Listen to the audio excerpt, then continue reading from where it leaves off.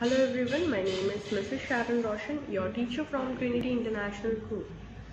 आज हम सीखेंगे पाठ 12 कीमती पन्ने। पाठ के उद्देश्य दया की भावना, मदद करना, बची कुची चीज़ों का उपयोग, कागज़ न फाड़ने का ज्ञान। एक लड़का था, ठीक है, उसका नाम क्या था? अनुराग। अनुराग अपने माता पिता की और दादाजी के साथ रहता था। अनुराग का मन पढ़ाई में बिल्कुल नहीं लगता था। वो हमेशा क्या करता था? उछल कूद करता था। उसको खेलना बहुत बड़ा पसंद था, उसे हमें शैतानी करना पसंद था। और उसने कापी यानी कि उसके बुक्स पे से पेपर फाड़ने की बहुत ज़्यादा आदत थी। ये बहुत बैड हैबिट थी उसको। वह कापिया से पन्ने हमेशा फाड़ कर कूड़ेदान में फेंकता था, हमेशा डस्टबिन में फेंक देता था। घर में सभी लोग ना उसे ये पेपर फाड़ने की आदत से सभी लोग परेशान थे। तो क्या समझते थे, वे हमेशा उसे समझाने की कोशिश करते, लेकिन वो समझता ही नहीं था। समझाते थे फाड़ने नहीं चाहिए, परंतु अनुराग को चिकना गड़ा था।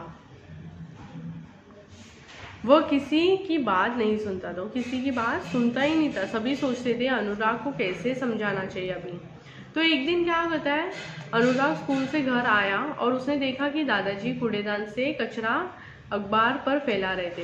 उसने देखा कि दादाजी उसके जो है डस्टबिन में से पेपर निकाल कर न्यूज़पेपर पर फैला रहे थे। वो सोचने लगा कि अरे क्या कर रहे हैं दादाजी।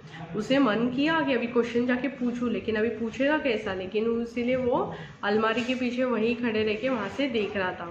तो दादाजी ने पूछना चाहा, लेकिन परंतु ठीक ठाक रुक गया और कौतूहलवश अलमारी के पीछे छिपकर देखने लगा। दादाजी ने पहले कागज़ उठाकर ठीक किए, फिर आलपिन और स्टेपलर पिन के बचे हुए टुकड़े भी अलग अलग कर दिए। तो फिर क्या होता है हम देखेंगे स्टोरी में कि अनुराग सोचने लगा कि आखिर दादाजी इन व्यर्थ की चीज़ों का क्या करने वाले हैं। वो सोचते हैं कि ये फालतू की चीज़ों को दादाजी करेंगे क्या। तभी माँ ने आवाज़ लगाई, अनुराग जल्दी से हाथ मुंह धो लो, खाना तैयार है।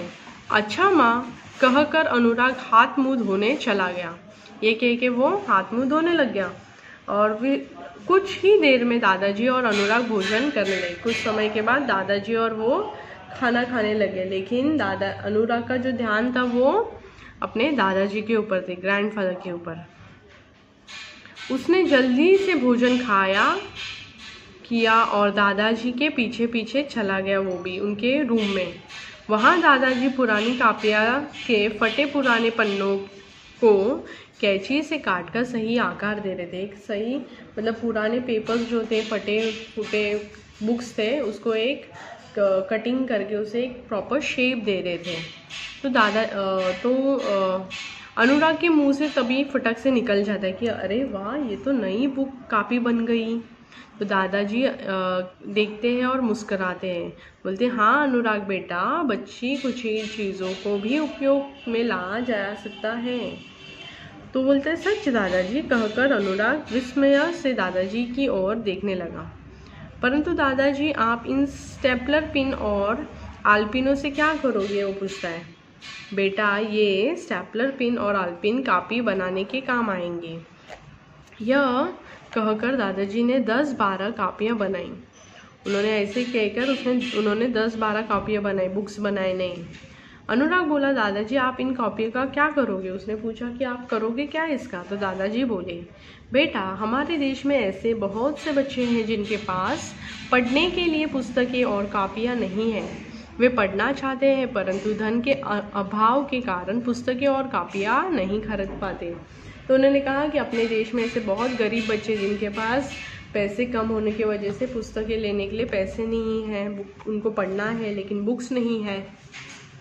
तो अनुराग, तुम रोज़ कापिया से पन्ने फाड़कर कूड़ेदान में डालते हो, देखो उन्हीं पन्नों से मैंने नई कापियाँ बना ली। फिर दादाजी अनुराग को लेकर गरीब बस्ती में जाते। देखो आप पिक्चर में भी देख सकते हो, गरीब बस्ती में जाते और वहाँ के बच्चे जोर जोर से चिल्लाने लग गए, दादाजी आ गए, दादाजी आ गए। दादाजी की प्रतीक्षा कर रहे थे। दादाजी के पहुँचते ही सभी बच्चे दादाजी आ गए, दादाजी आए कहकर ऊपर कर दिए, हाँ कहकर हाथ ऊपर कर दिए। दादाजी ने भी बच्चों को थैले में से निकाल कर कापियाँ दी, नए नए बुक्स निकाल कर दिए। कापियाँ लेकर बच्चे की खुशी का ठिकाना नहीं रहा, उनका ठिकाना नहीं रहा, वो लोग एकदम खुश हो गए। अनुराग अपनी गलती समझ चुका था। अब ये सारी बातें सोचकर देखकर वो अपनी गलती को रियलाइज़ कर रहा था। वह बोला, दादाजी मुझे माफ़ कर दीजिए, मैं आगे से ऐसी गलती नहीं करूँगा। अपनी पुरानी किताबें और कापियाँ भी संभाल कर रखूँगा, जिससे इन बच्चों के काम आ सके।